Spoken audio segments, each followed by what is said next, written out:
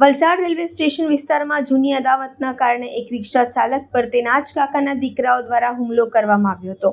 આ હુમલામાં રિક્ષા ચાલક ગંભીર રીતે ઘાયલ થયા. તેને સારવાર માટે સિવિલ હોસ્પિટલમાં દાખલ કરવામાં આવ્યો. વલસાડ રેલવે પોલીસે આ મામલે ગુનો નોંધી વધુ તપાસ હાથ ધરી છે. મળતી માહિતી મુજબ વલસાડના કોસંબા રોડ પર રહેતા 41 વર્ષીય સુલતાન ઇકબાલ ભૂરિયા શુક્રવારે સાંજે લગભગ 4:30 વાગે રેલવે ટ્રાફિક યાર્ડ ગેટ પાસે શિવનેરી ચાની દુકાન સામે પોતાની રિક્ષામાં બેઠા હતા. તે સમયે તેમના મોટા કાકાના દીકરા સઈદ હુસેન ભૂરિયા ઉર્ફ છન્નુ અને તેના દીકરાઓ અરશદ સઈદ હુસેન ભૂરિયા ઉર્ફ નવ્વાનુ અને સુફિયાન સૈયદ હુસેન ભૂરિયા ત્યાં આવ્યા હતા.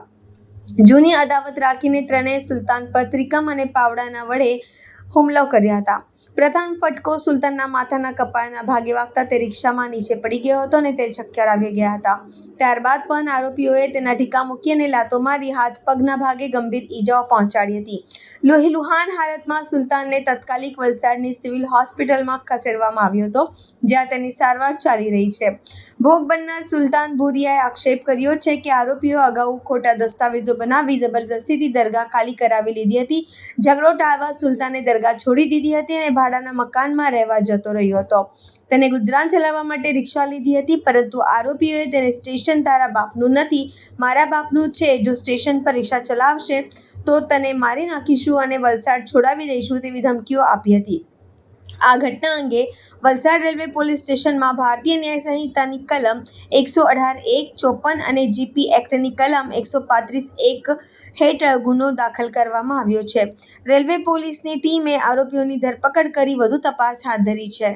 મારું નામ સુલતાન ઇકબાલ ભૂરિયા. હુમલો કરનાર મારા મોટા બાપુનો છોકરો અને એના છોકરા, બરાબર.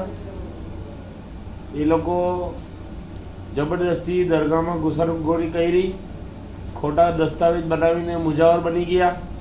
અમને કહે કે દરગાહ ખાલી કર, તો અમે ઝઘડો કરવા માંગતા નથી. મારી છોકરી 15 વર્ષની છે, તો અમે દરગાહ ખાલી કરી દીધી ને ત્યાં દરગાહ છોડીને હું ભાડેના મકાનમાં રહેવા જતો રહ્યો ને મારું ગુજરાન ચલાવવા માટે મેં રિક્ષા લીધી 20,000 રૂપિયાની ને મેં રિક્ષા ચલાવું છું.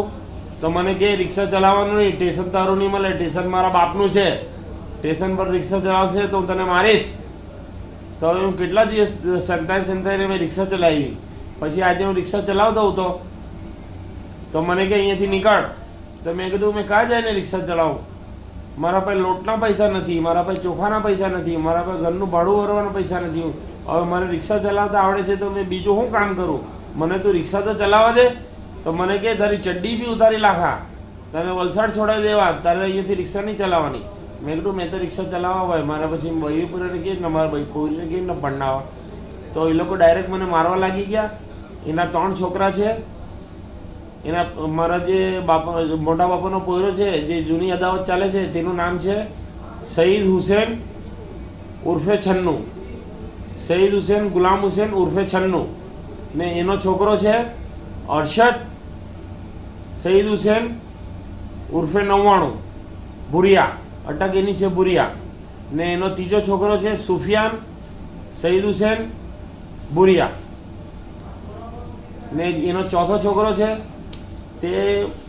તેણે કદાચ મને માર્યો નથી, પણ એના 2 છોકરાએ મને બહુ માર્યો ને સઈદ હુસેને મને બહુ માર્યો. ટિક્કમના દંડાથી મારવામાં આવ્યો.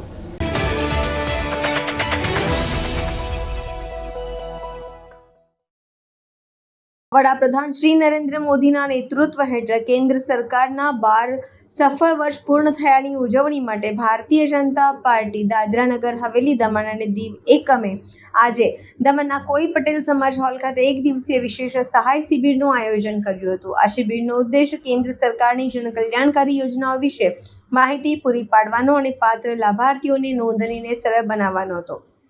ભાજપ દાદરા અને નગર હવેલી અને દમણ અને દીવ એકમના પ્રમુખ શ્રી મહેશભાઈ આગરિયાએ આજે સવારે શરૂ થયેલ શિબિરમાં હાજરી આપી હતી. તેમને વિવિધ યોજનાઓને સમર્પિત સ્ટોલનું નિરીક્ષણ કર્યું હતું અને યોજનાઓની અસર સમજવા અને તેમના અનુભવો પર પ્રતિસાદ મેળવવા માટે લાભાર્થીઓ સાથે વાતચીત કરી હતી.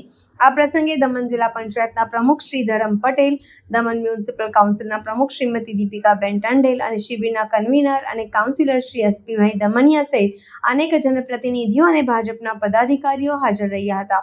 આ વિશેષ સહાય શિબિરમાં કેન્દ્ર સરકારની વિવિધ જાહેર કલ્યાણકારી યોજનાઓ જેમ કે આયુષ્માન ભારત, આયુષ્માન વયવંદના, પીએમ સૂર્યઘર, પીએમ સ્વનિધિ અને લખપતિ દીદી વિશે માહિતી પૂરી પાડવામાં આવી રહી છે.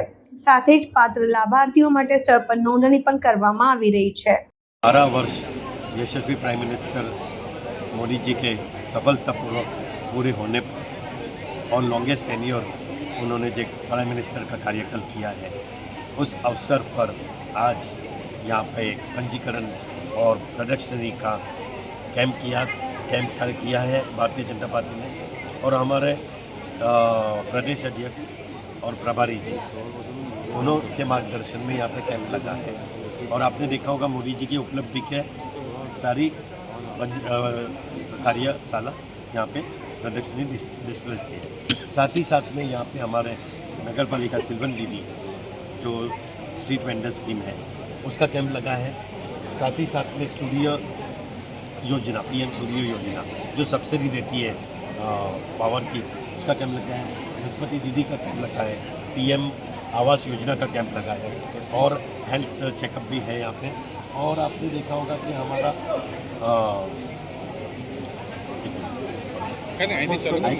आयुष्मान वही योजना आयुष्मान वही आयुष्मान भारत का भी कैंप लगा है, वे वंदना कैंप भी लगा है.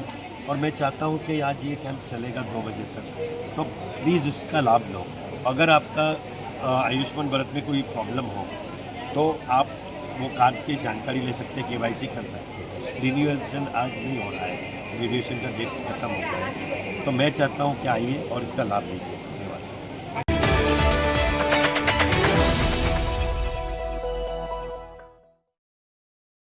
વલસાડ જિલ્લાના વાતાવરણમાં આવ્યો પલટો. વાપી શહેર અને આસપાસના વિસ્તારમાં હળવો વરસાદ વરસ્યો. સવારથી જિલ્લામાં વાદળછાયું વાતાવરણ હતું. વરસાદ વરસતા વાતાવરણમાં ઠંડક પ્રસરી હતી. લોકોએ ગરમી અને બફારાથી રાહત અનુભવી છે. ખેડૂતો વરસાદની કાગડોળે જોઈ રહ્યા છે રાહ.